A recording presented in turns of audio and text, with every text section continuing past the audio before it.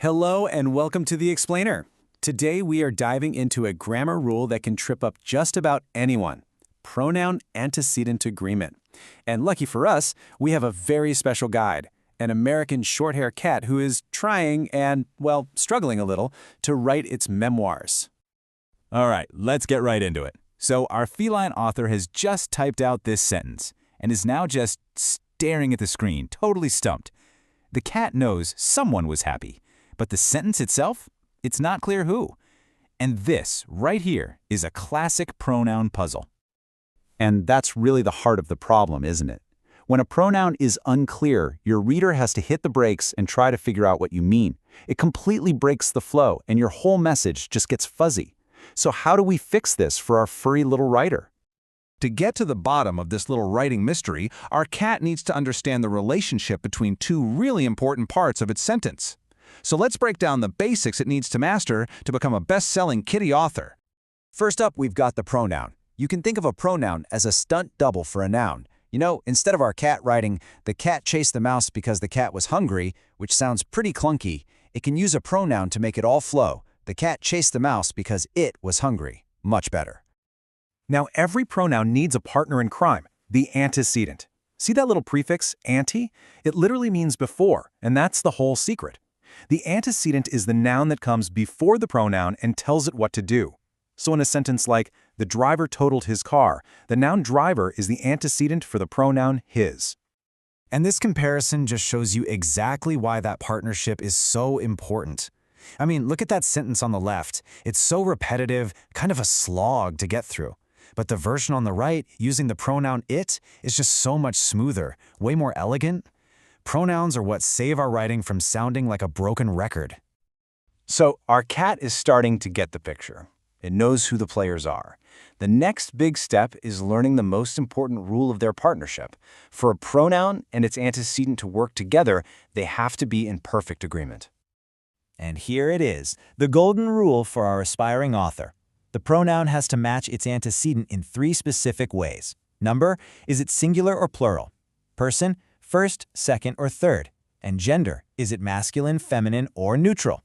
You get these 3 things right, and your writing will be crystal clear. Of course, it's not always quite that simple. There are definitely a few common situations where even the most experienced writers can get a little tangled up. So let's check out some of the biggest traps our cat author needs to look out for. Oh, this is a big one, a real classic trap for our author. Words like everyone or each, they feel plural, right? But grammatically speaking, they're actually singular. So if our cat wrote, "Each of the kittens in the litter loved their mother," that's technically incorrect. The right way to say it is, "Each of the kittens in the litter loved its mother."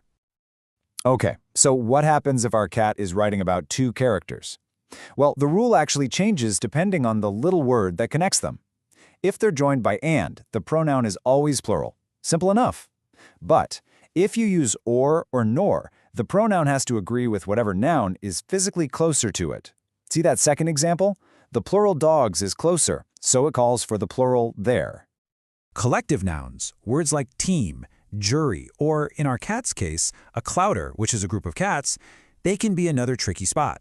So, when the group is acting all together as a single unit, you treat the noun as singular and you use a singular pronoun like its. But, and this is a big but, if the members of that group are all doing their own thing, like a clouder of cats all chasing their own individual laser dots, the noun suddenly becomes plural, and you've got to use a plural pronoun like their. It really all depends on what the sentence is trying to say.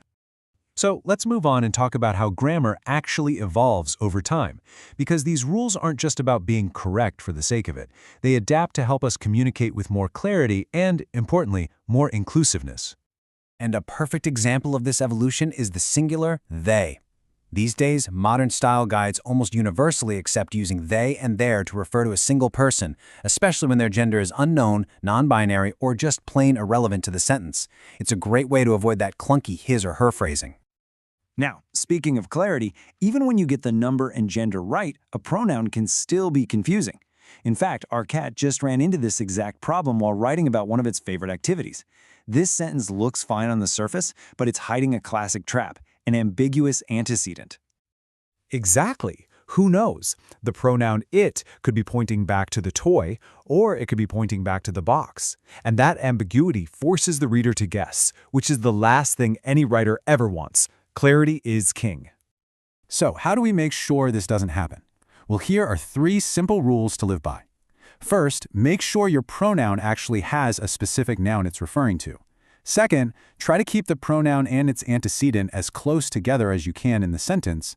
And third, and this is the big one, make absolutely sure there's no room for confusion. The pronoun should only be able to refer to one thing. Wow.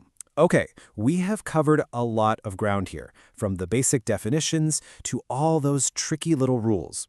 So let's bring it all home and ask the big question. Why should our cat narrator, or really any of us, care so much about these tiny little words? You know, at the end of the day, this isn't about passing some grammar quiz. Getting your pronouns right builds trust with your reader. It shows them that you're a careful writer, that you respect their time and their attention, and it just makes your work more professional, more effective, and honestly, a lot more enjoyable to read. So, with this newfound mastery of pronouns, our American short hair is finally ready to finish those memoirs. And it leaves us all with one last thought. When you master the small details of language, you give yourself the power to tell the big stories. Now that you've got the tools, what story will you tell?